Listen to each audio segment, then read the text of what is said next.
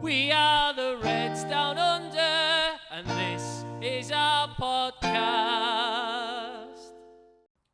Welcome to Countdown to Kickoff for Liverpool versus PSG. We normally only do these for Premier League games, and Harry is the host, but we've decided to throw a quick one in for the PSG game in the Champions League. Joel, you're with me, mate. Massive game for Liverpool. Huge. We got it wrong in Paris, mate. Can we do it? Yeah, look, of course we can do it. Whether we're going to do it is another thing, but of course we can do it. You know, it's only a 2-goal deficit, which we were very, very lucky to get out of Paris with. Can we do it?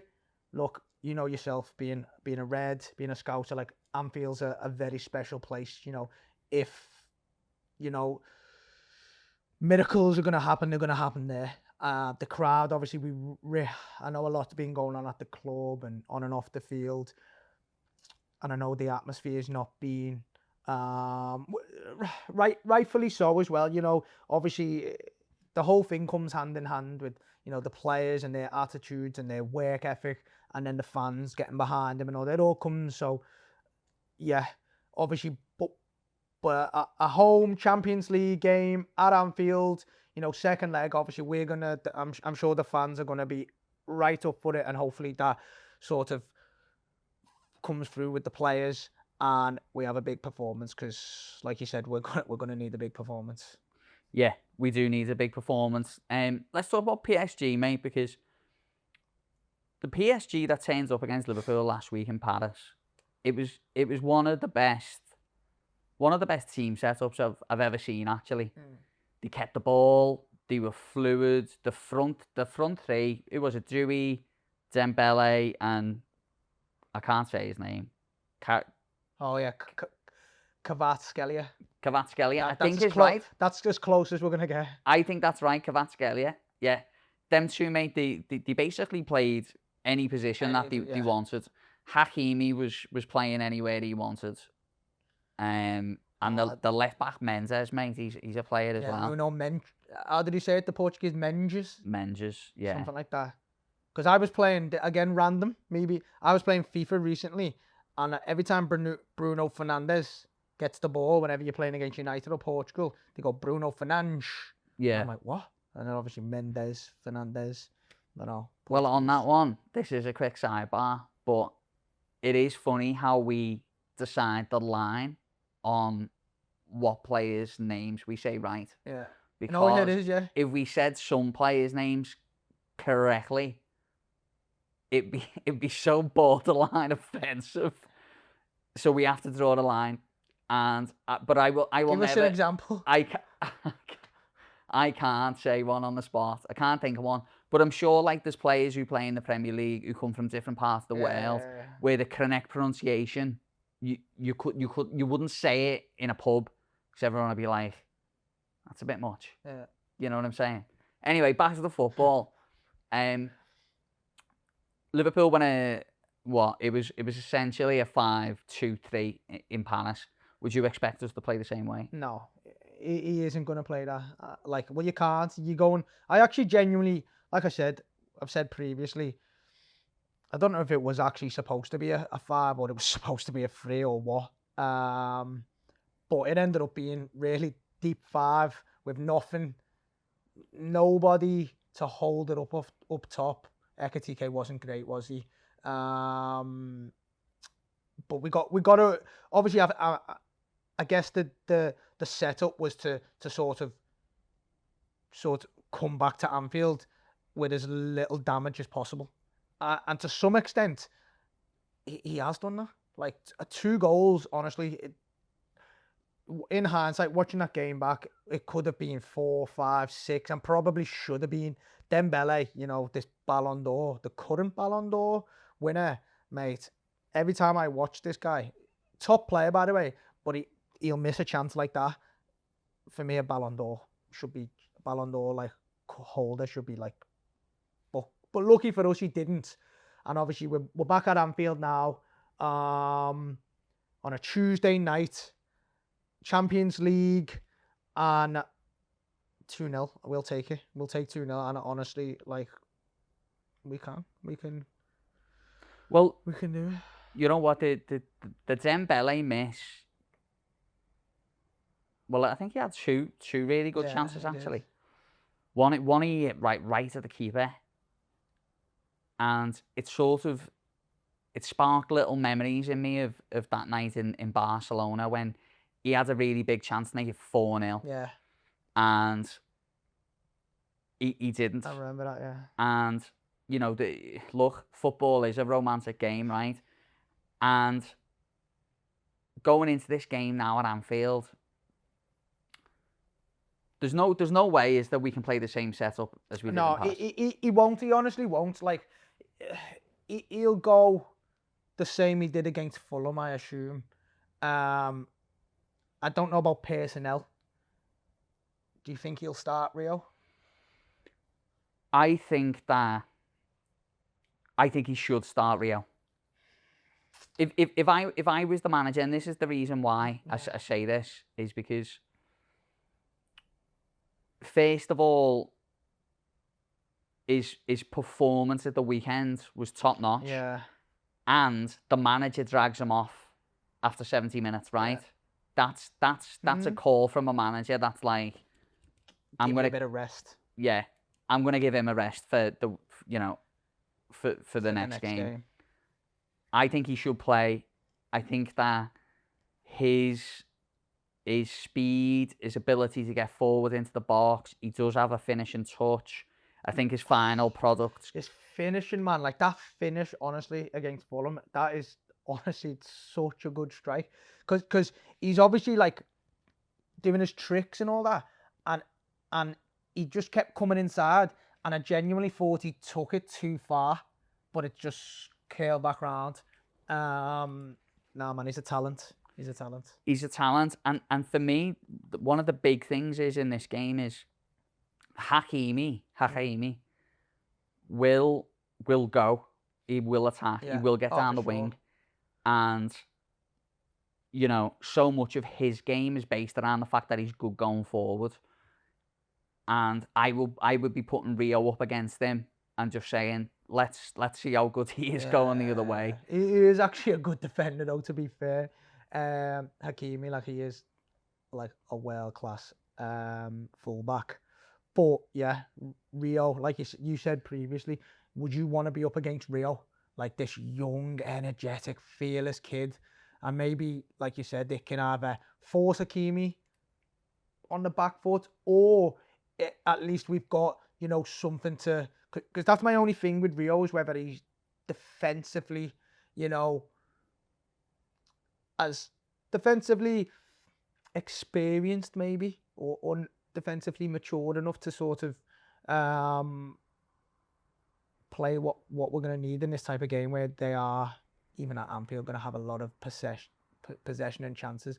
But even if he just is an outlet for us, which we didn't have in Paris because we were so deep, just an outlet for us to just cause something, you know, just give him the freedom to just go at them, lad, and just cut in and get some shots off, and just anything can happen. You know, we get an early goal at Anfield, mate, it's game on. I'm actually, like, you got me excited now thinking about it. No, honestly, lad. Well, I think that's the thing for me, and I've been thinking about the team, you know, that we should put out, and my first instinct was actually to play the same formation as we did against Fulham, that sort of regular 4-2-1-3 almost, isn't it? And I was thinking, I'd play Frimpong on the right, I'd play Joe Gomez right back. Frimpong's got loads of pace, and he will cause trouble. But now I'm actually wondering, now I'm in a bit of a coin toss situation, because I'm like, but actually, why not do the quick start? Yeah. Why not go Frimpong at right back, play Mo Salah, and have a real crack at them early on? Play Frimpong right? Yeah. Instead of Salah, not start Salah? No. He starts Salah. I'm pretty sure he starts Salah. I don't know why. I just feel like there's just so much pressure on him and stuff. I just feel like at Anfield, Salah's just scored. Yeah, I don't know. I think he plays Salah. The Rio one, I'm not decided with. Like you said, he probably will play Rio, or sorry, he probably should play Rio. But would it surprise you if he played Gakpo? Of course it wouldn't. Do you know what I mean? What about Isaac? So I was thinking about this as well. Isaac's only played 40 minutes of football since he came back. You know, could we get 60 minutes out of him? Because he's only played 20 minutes at a time. Could we get 60 minutes out of him, start him, go for the goals early, and then bring Ekatike on, who by the way had a full rest, didn't he, against Fulham, rest, and he needed it. You know, that is an option for the manager to start Isaac. It genuinely is. I don't think he will do that. I think he'll go Ekatike, he will. and I think Isaac will come on. But I think for me, Liverpool's best chances of winning the game is to go and get an early goal, and have a crack at them. They have to really. Like I said, it's it's their game to lose now. If they don't concede, they don't they win. Do you know what I mean? Do you think we'll concede? That's my whole thing. My whole thing is not that we've been fantastic going forward this season, but I just feel like at Anfield on a night like this, we will score a goal or two. But my concern is, will we stop them from scoring? You know, that's... I think if Liverpool keep a clean sheet, we've got every chance of going through. Yeah. No, I agree with that. Like I said, that's my thing. It's just been so tough for us to get clean sheets this season. We have to work so hard for them. But if we do get a clean sheet, then for sure, because I do think we'll score goals, and I think he does have to go for it, doesn't he? Yeah, I think if we can keep a clean sheet, we've got every chance of scoring 2 goals extra time. Who knows what happens there? Penalties. But if PSG score, for Liverpool to get 3, it's a huge. The only way I see it happening is I think 2 goals is 2 goals, 3 goals against PSG. You're talking like a miracle last couple of minutes. Borussia Dortmund. The best performance from Liverpool in a long while. Yeah. And the thing is, it's possible. Oh, of course. We played at the Emirates this season. We played well. You know, we should have beat City at Anfield. We didn't. We've had good games in the Champions League against top teams. We beat Real Madrid. We beat Atletico Madrid. We've just beaten Barcelona. Yeah. It's possible. Yeah. It is possible, but I think a lot of luck is needed. A lot of the romance of Anfield is needed. Yeah. And just a couple of moments of quality. So what Harry likes to do on countdown to kickoff is one bold call. Oh. So can you give us a bold call, please, Joel? A bold call. Just sort of based on what you've just been saying then. My bold call is going to be, that we actually don't concede. We get our 2 goals. And it goes to penalties. Goes all the way through to penalties. And we beat them. And we get our revenge for last season. Can I be really boring? Go on. I agree. I absolutely agree. For me, Liverpool can win in the 90 minutes. I'm sure of it. Yeah. Can we win? Can we win by enough to take it to extra time? Yes, I think we can. And could it go to penalties? 100% it could go to penalties. And to be honest with you, mate, I'd love to go through on penalties to get revenge on them for what they did to us last season. So I guess that wraps up our bold call and our score predictions. So what's your score predictions? 2-0? I'm gonna say 2. You know what? I'll go crazy. Let's go crazy. I'm going to say Liverpool score 2 early goals. PSG grow into the game and score. And then right at the end, oh jeez, Ka-Fey scores a header from a corner. And it goes berserk. And then the manager tightens it all up. right? And then we go and win on penalties is my call. I'll give my so I'm just gonna go for the 2-0. Are the early goals? One in the first half, one in the second half, and I'm gonna say Rio scores, and you know what? I'm just gonna say Salah, just for the romance of football, as you say. I'm just gonna say Salah scores. The stadium goes crazy. We're actually playing well. We get it through to pens, and the boys do the job on it. Oh my God, what a win that would be, by the way.